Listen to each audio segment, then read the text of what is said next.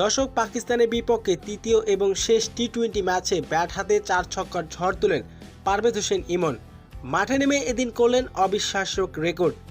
এক ওভারে 6 ছক্কা মেরে রীতিমতো রেকর্ড করলেন পারভেজ হোসেন ইমন।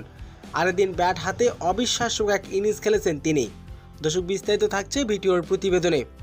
দর্শক, পাকিস্তানের বিপক্ষে তৃতীয় এবং শেষ টি-20 ম্যাচ খেলতে নেমেছে বাংলাদেশ, যেখানে শুরুতে টস জিতে আগে ব্যাটিং করতে নেমেছে বাংলাদেশ।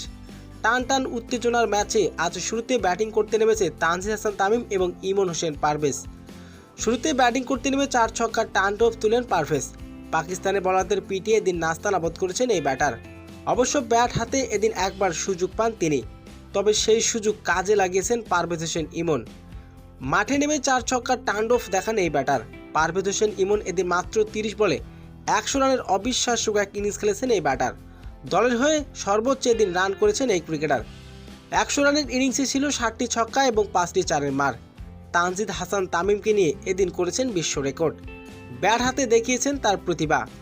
তবে পাকিস্তানের বিপক্ষে এদিন ব্যাট হাতে অবিশ্বাস্য এক রেকর্ড করলেন পারভেজ হোসেন ইমন।